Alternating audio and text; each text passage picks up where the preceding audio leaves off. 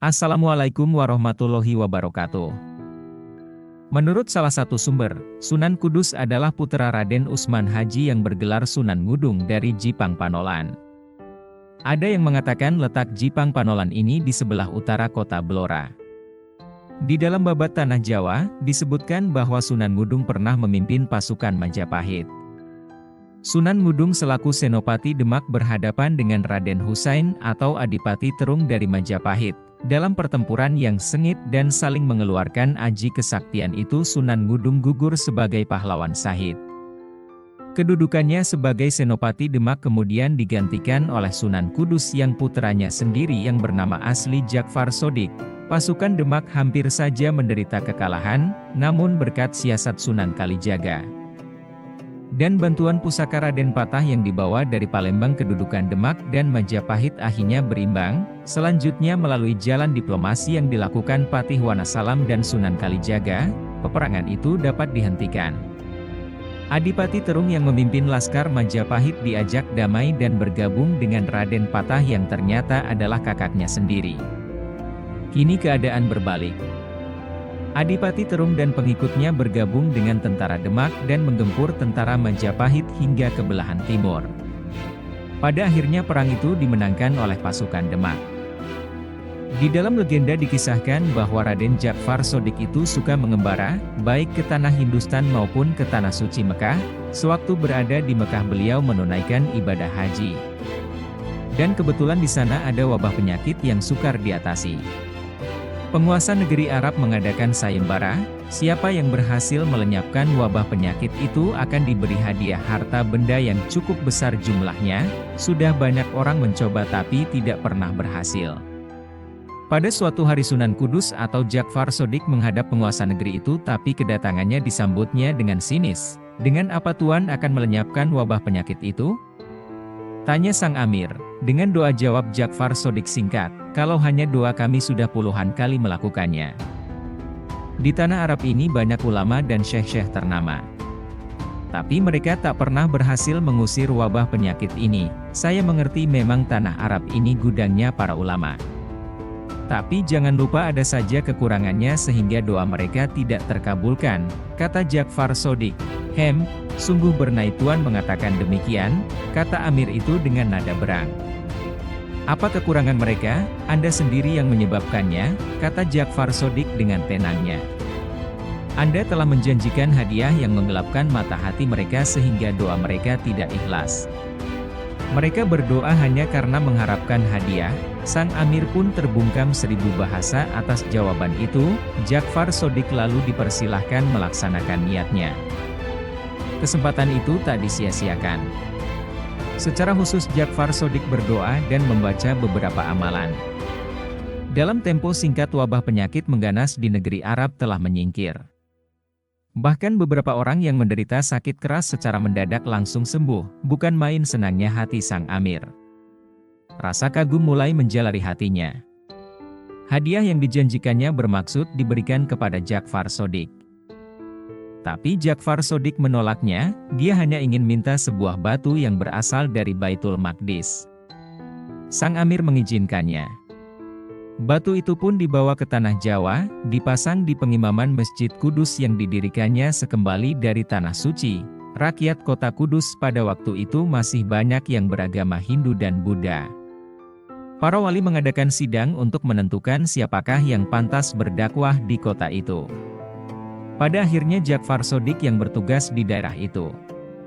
Karena masjid yang dibangunnya dinamakan Kudus maka Raden Jakfar Sodik pada akhirnya disebut Sunan Kudus. Di dalam cerita tutur disebutkan bahwa Sunan Kudus itu pada suatu ketika gagal mengumpulkan rakyat yang masih berpegang teguh pada adat istiadat lama. Seperti diketahui, rakyat Jawa banyak melakukan adat istiadat yang aneh, yang kadang kala bertentangan dengan ajaran Islam. Misalnya berkirim sesaji di kuburan untuk menunjukkan bela sungkawa atau berduka cita atas meninggalnya salah seorang anggota keluarga, selamatan neloni, mitoni dan lain-lain. Sunan Kudus sangat memperhatikan upacara-upacara ritual tersebut dan berusaha sebaik-baiknya untuk merubah atau mengarahkannya dalam bentuk Islami. Hal ini dilakukan juga oleh Sunan Kalijaga dan Sunan Muria. Contohnya, bila seorang istri orang Jawa hamil 3 bulan maka akan dilakukan acara selamatan yang disebut mitoni sembari minta kepada dewa bahwa bila anaknya lahir supaya tampan seperti Arjuna.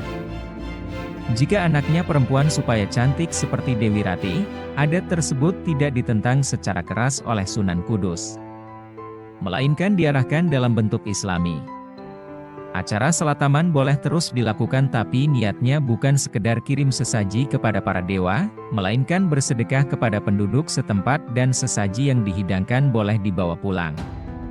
Sedangkan permintaannya langsung kepada Allah dengan harapan anaknya lahir laki-laki akan berwajah seperti Nabi Yusuf, dan bila perempuan seperti Siti Maryam ibunda Nabi Isa. Untuk itu sang ayah dan ibu harus sering membaca surat Yusuf dan surat Maryam dalam Al-Quran. Sebelum acara selamatan dilaksanakan diadakanlah pembacaan layang Anbiya atau sejarah para nabi. Biasanya yang dibaca adalah bab Nabi Yusuf. Hingga sekarang acara pembacaan layang Anbiya yang berbentuk tembang asmarandana, pucung DLL itu masih hidup di kalangan masyarakat pedesaan. Berbeda dengan cara lama, pihak tuan rumah membuat sesaji dari berbagai jenis makanan, kemudian diikrarkan, hajatkan di hajatan, oleh sang dukun atau tetua masyarakat. Setelah upacara sakral itu dilakukan sesajinya tidak boleh dimakan melainkan diletakkan di candi, di kuburan atau tempat-tempat sunyi di lingkungan tuan rumah. Dalam kisah Sunan Kudus disebutkan bahwa ketika pertama kali melaksanakan gagasannya, Sunan Kudus pernah gagal, yaitu beliau mengundang seluruh masyarakat, baik yang Islam maupun yang Hindu dan Buddha ke dalam masjid.